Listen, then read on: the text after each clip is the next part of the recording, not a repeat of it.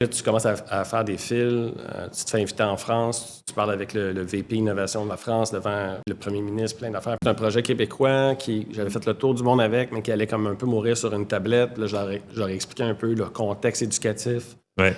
Comment c'est difficile de rentrer dans les écoles avec un projet pédagogique interactif, multimodal, il n'y a même pas d'Internet dans les écoles, by the way. Là, fait que c'était déjà très compliqué de rentrer dans les écoles avec une affaire qui exigeait une connexion Internet à l'époque impeccable. En tout cas, je ne vous ai pas vraiment les détails d'intégrer ça dans une école, mais c'était pas le bon marché. Donc, je dis là, j'ai quand même une histoire, j'ai quand même une plateforme, on peut la pérenniser puis la garder. Et c'est un peu ça qu'ils ont financé. C'est ça qui existe. Mais ça montre aussi à quel point ils étaient down.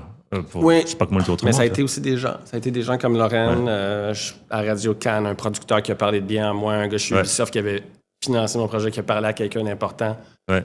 Chez Ubisoft, qui a fait un push, je dirais pas politique, mais qui a parlé à quelqu'un à l'importance. Parce qu'il trouvait ça. Là, c'est Morgane Bouchet, je me rappelle Morgane Bouchet d'Orange, qui m'appelle un soir parce qu'il a parlé à mon partenaire, il dit écoute, ton projet, il faut qu'il existe. C'est le gars d'Orange, fait que VP Communication, qui veut absolument que ce projet-là existe.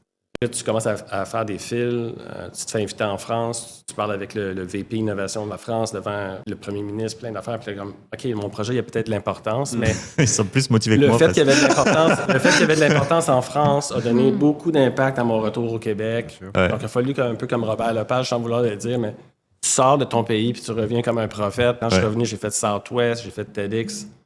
Mais après ça, encore une fois, il aurait fallu que je rencontre un producteur qui croyait à mon projet. Puis qui allait supporter l'aspect d'exploitation, là, puis ce qu'on leur commence à faire d'ailleurs.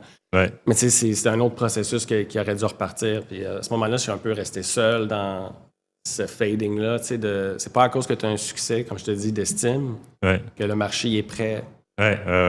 Puis trouver un producteur qui connaît le timing, puis qui dit c'est là, c'est le temps. Tu sais, en ce moment, c'est le temps parce que le AI est là, qu'il y a des choses. Mais tu sais, à l'époque, c'était vraiment un combat dans l'invisible.